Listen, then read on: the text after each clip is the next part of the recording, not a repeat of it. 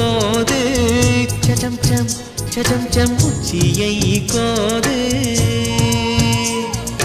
வாயோடு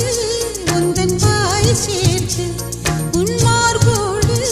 நல்ல கூர் பார்த்து கைகளில் ஏந்து பொய்கையில் நீந்து நான் வேறாய் அடவேத்தேனே ஒரு பால் பார்வை உரை பார்த்தே